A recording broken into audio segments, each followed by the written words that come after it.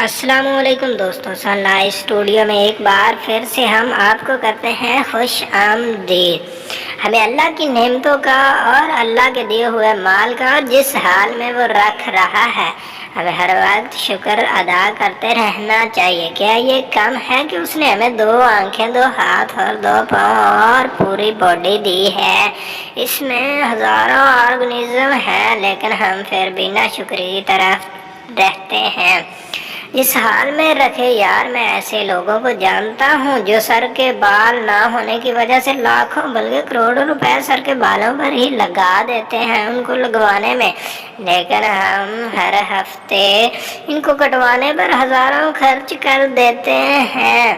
ہمیں جب اللہ کی نعمتوں کا شکر ادا کرنا ہی نہیں تو وہ ہماری نعمتوں کو کم کر دے گا۔ جو ہم اس کی نعمتوں کا شکر ادا کریں گے وہ ہمیں اس سے بہتر نوازتا چلا جائے گا۔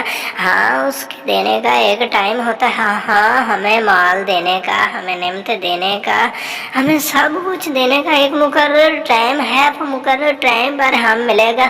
ہم کہتے ہیں کہ ابھی میں نے یہ مانگا ہے، مجھے یہی مل جائے۔ کیا ہم تقویٰ اتنا رکھتے ہیں؟ ہم اسے اتنا مانتے ہیں؟ ہمارا یقین ہے اس پہ؟ نہیں صاحب، ہمارا یقین بھی پختہ ہونا چاہیے کہ جس طرح سارا دن گناہ کرنے کے بعد صبح سویرے وہ ہمارے رزق کا بندوبست کر دیتا ہے۔ ہم اٹھتے تو صبح نہار منہ خالی پیٹ ہوتا ہے، لیکن شام کو سوتے ہیں تو پیٹ بھر کر سیر ہو کر کھانا کھا کر سوتے ہیں۔ تو پھر بھی ہم اللہ کا شکر ادا کیوں نہیں کرتے؟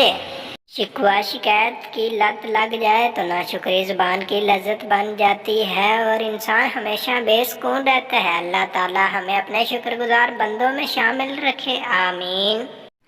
ابھی طالبان کو انگلش سیکھنے کی اتنی ضرورت نہیں ہے جتنی امریکیوں کو پشتو سیکھنے کی ہے۔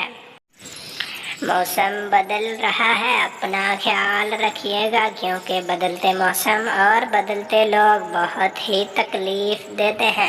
توبہ کا آنسو گرتا باہر سے ہے لیکن صفائی اندر کی کر دیتا ہے۔ شکریہ دوستو، اپنا خیال رکھیے گا اور بندہ نچیز کو دعا میں یاد رکھیے گا۔